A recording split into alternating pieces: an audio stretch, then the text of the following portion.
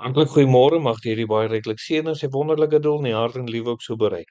Nou liewe vriende, daar's so 'n paar dinge oor in sebras wat baie interessant is. Een daarvan is dat hulle strepe is soos 'n mens se vingerafdrukke en dis uniek aan elke sebra en hulle herken mekaar selfs uit aan die verskillende strepe wat daar dan ook so is.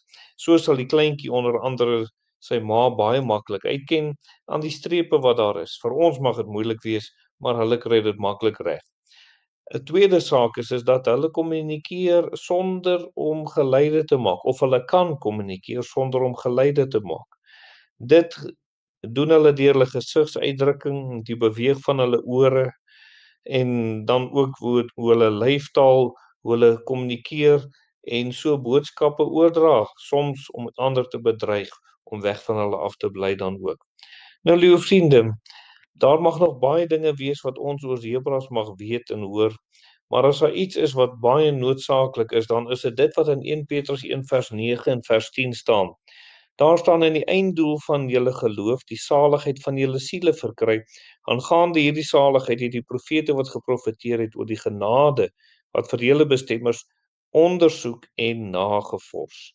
En weet jy, dit raak my soveel keer in die Bybel hoe mense tot die Here gesoek het en tot die Here geroep het oor hulle saligheid. Daar is baie wat dit nie gedoen het nie, maar die wat wel na die Here toe gekom het, hoe hulle tot die Here geroep het oor hulle saligheid. Selfs Saggeus het tot die Here geroep toe hy daar op die grond sit: Here, vergewe my. Die rower aan die kruis, dink aan my Here wanneer u in die kruis kom, wanneer u in die koninkryk kom. In Markus 10 vers 27 staan daar: en toe hy dit hoor, dat Jesus die Nasareëner was, begin hom uit te roep en te sê: Seun van Dawid, Jesus, wees my barmhartig. En baie het hom bestraf dat hy moet stil bly, maar hy het al harder uitgeroep: Seun van Dawid, wees my barmhartig. Weet jy, as ek hierdie sien hoe hy hierdie man uitgeroep het tot die Here, toe hy geweet het die Here kom verby en die Here is die enigste wat hom kan help, dan laat dit my baie keer wonder, wat gebeur in ons dag? Roep mense wat verlore is nog so na die Here: Here, red my. Of is dit andersom? Die Here is verleë oor hulle. En weet jy, lieve vriende, dis die probleem van vandag waarom baie mense hulle nie tot die Here bekeer nie.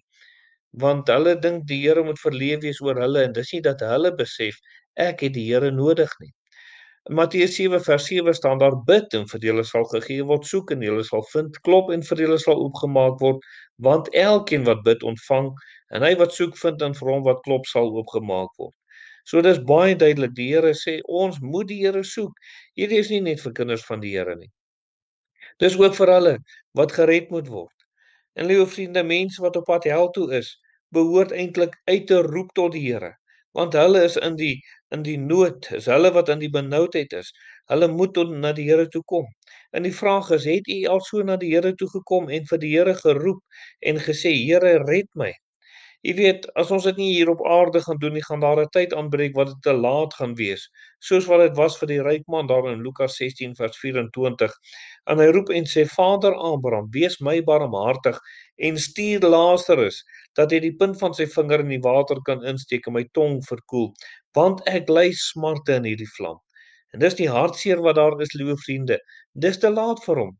Toe hy op aarde was, het hy hom nie daarin gesteer nie en hy het geen iets daaroor gehad dat hy sy saak met die Here moet regmaak nie. Nee, hy het dit net doeteenvoudig geïgnoreer. Maar toe hy geroep het, toe is dit te laat. Nou liewe vriende, met watter ywer roep u tot die Here? Here, red my. Het u dit al so kom doen?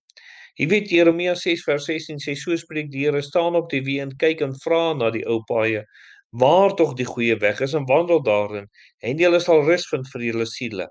Maar hulle het gesê: ons wil daarin nie wandel nie. En net so maak baie mense vandag, hulle wil nie regmaak met die Here nie, en hulle wil nie die Here aanneem as hul verlosser en saligmaker nie. Hulle gaan nie na die Here soek nie. Weet jy, jy moet vandag op 'n plek kom om te vra: het ek so dringend na die Here gesoek en geroep: Here, red my, of het ek dit nog nie gedoen nie? Wil u nie dit doen voordat dit te laat is nie? Kom ons bid. Ons dierbare Here, baie dankie vir die liefde en die goedheid en die genade, en dankie dat ons kan saam bid, dat u vandag in mense se harte sal werk wat nog nie na u gesoek het nie, dat hulle dit sal doen en dat u hulle siele kan red. Amen.